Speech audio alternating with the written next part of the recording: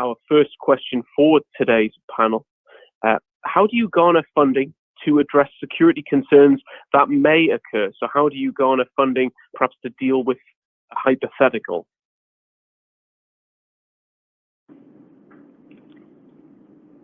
Yeah, I'll take that one. So I think a key part of what we have done at TDS to try to garner that funding is ultimately, and this is where the control framework that we're talking about can help with that. So one of the key things that we did kind of early on in establishing our security practice was, as we started to use this framework, we laid out, we ultimately looked at each of these controls and we went through and we assessed what our risk level was associated with this. So we looked at what the likelihood of an occurrence was. And again, you've got to take into account the fact that things like ransomware, like we're dealing with here, they are rampant out there right now and they are all over the news headlines. So it is happening very actively. And so what we did was we took a look at what the likelihood of an occurrence is, so the probability, and again, these are very rampant attacks going on. And then we also looked at, what the impact of a breach would be to us. And we said, here are the types of things that could happen, so it could shut down the business for X period of time. And this is actively what's happening. And we used this framework then to be able to communicate back to our executives and to be able to say, here's where we see our level of risk in the environment. So we see this as a high risk, that if this occurred, this could have this type of impact to our organization. How could we handle, would we be able to handle multiple weeks, months of a scenario where we did not have access to our IT assets, where they were unreachable?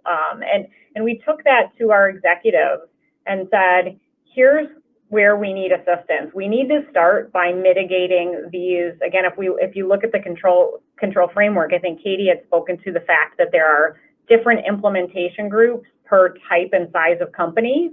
And so depending on the size of your organization, look at group 1, look at group 2, look at group 3, whichever is applicable to you. And I would encourage you to take those to your executives and show them really potentially, even whether it's a dollar value of potential impact or even just talk to them in terms of the impact that it could have on your business. And that's really where we've seen the most progress in organizations working to get funding. I don't know if anybody else has anything they want to add to that. I might just say that from a practical perspective, being able to identify peer organizations which have experienced the type of breaches you're concerned about can be a powerful tool to take to your management team. We don't want to look like XYZ, right? Because then there can be some publicly shared data about how it went sideways. And also, some firms like Winnet, they can actually give you information about what peer organizations are doing, right? So, you're doing pretty well, but these organizations are now focused on implementing two-factor authentication, or these organizations are doing 24/7 monitoring in a different way. So sometimes being able to help your funding organization, your executive team, your management team, your business unit, to better understand how people like them, who they may aspire to be like, or who they don't want to be losing business to, are doing it. It can be an effective tactic. Thank you so much. A question here from our audience. It's a two-part question. Towards the end of the presentation, we discussed the idea of a plan.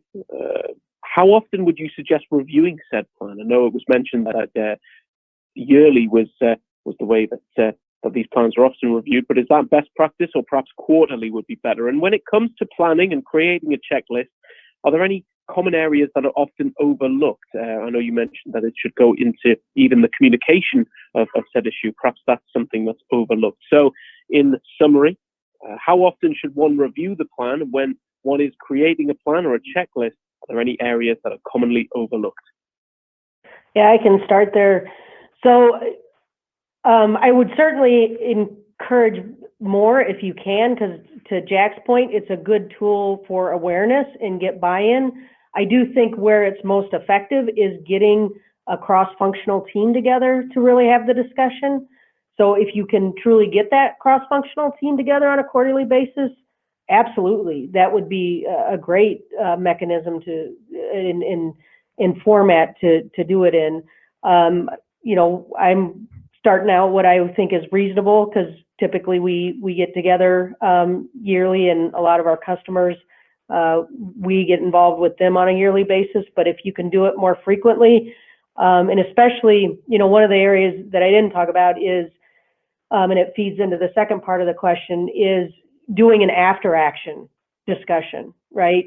So you get through the incident, you've got all these things that happen, right? Who documented that timeline and everything that happened, so that then you can go back and look at it critically and say, here's where we should have done better. And you can absolutely do that as part of testing, right? Here we wanted to go get this data, but that data wasn't going to be available. So, what's the actions we're going to take? And right back to Jack's point, right? Those after action points can be what helps drive even funding, because now everybody agrees, hey, we should have had this data and we don't have this data. So I think it's a great question about, what can be overlooked, because once you get through an incident, especially if it's taken months to recover, the last thing you want to do is bring it back up again and talk through it. And that is very frequently overlooked, but incredibly important to make sure it doesn't happen again, because we have had situations where customers have thought they have eradicated a malware and they haven't, only to have it reappear a few months later. And so had they gone through some of that after action planning, it could have very likely addressed a lot of that. Thank you so much. And another question that we do have for our panel here from today's audience. Can you recommend any best practices for some offline backups, the frequency, the number of discrete backup sets to maintain, the tools used, that sort of thing? So best practice for off-site backups. Yeah, certainly there's a lot of vendors that we work with directly in providing that type of service. So I don't want to sound too biased, but Microsoft's got reasonable products in the cloud that help, again, with getting it off of your environment. We do our own backup, leveraging different technologies and different storage systems. I would certainly encourage you to reach out to us at OneNet, because I don't want to necessarily fill the air with advertisement, but I would love to talk to you offline if you want to contact me. Yeah, and I think in addition to that, there's everything from good old-fashioned tape. So if you think about it, tape is a copy it's not like storage where it's physically addressable. But I know there's it's kind of a bit of an older technology, but there's still currency to it as well.